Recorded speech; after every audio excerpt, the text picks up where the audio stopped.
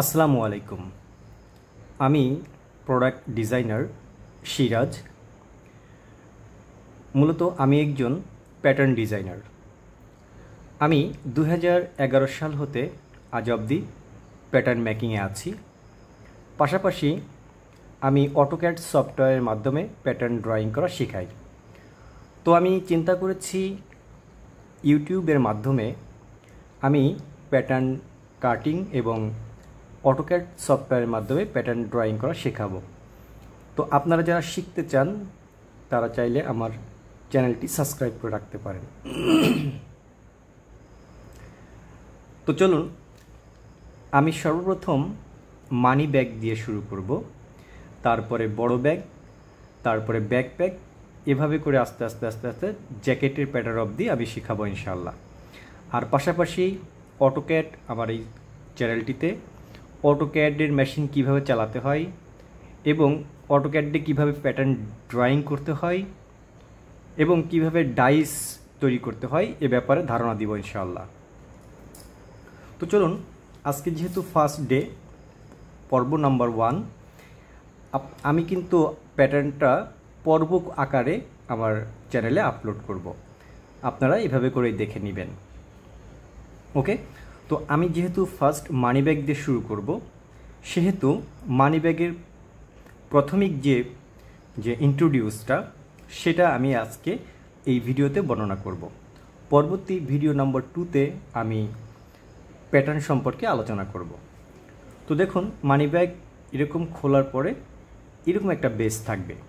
তো এক একটা মানি ব্যাগের এক এক ধরনের বেস থাকে, এক এক ধরনের ডিজাইন থাকে। তো আমি সাধারণত এটা দিয়ে শুরু করলাম। তো দেখুন, আজকে শুধু পার্টের নামগুলা পরিচয় করিয়ে দেব আপনাদের সামনে।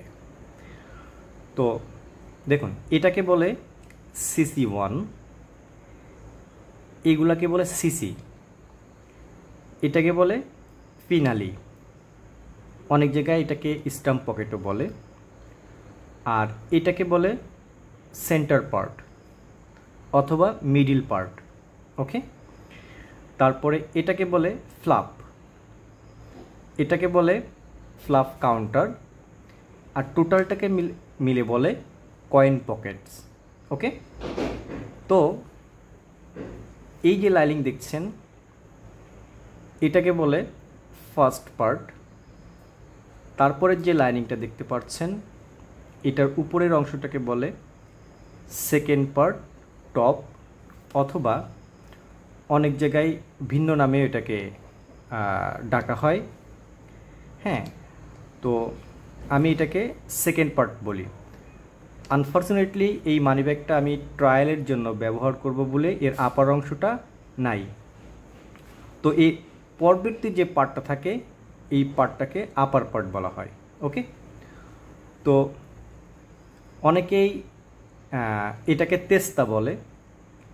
তো তেস্তা যদি নামে আপনি এটা জাপানিজ ভাষা আপনি যদি শিখতে চান তো আপনি এটাকে ব্যবহার করতে পারেন। তো এই হলো মানিব্যাগের প্রাথমিক যে ধারণাটা সেটা। তো পরবর্তী ভিডিও নাম্বার 2 বা পার্ট 2তে আমি মানিব্যাগের প্যাটার্নের সেন্টার লাইন এবং যে কর্নার যে রাউন্ড করতে হয় এই সম্পর্কে আলোচনা করব ইনশাআল্লাহ। তো সেই পর্যন্ত আপনাদের আমন্ত্রণে আল্লাহ হাফেজ।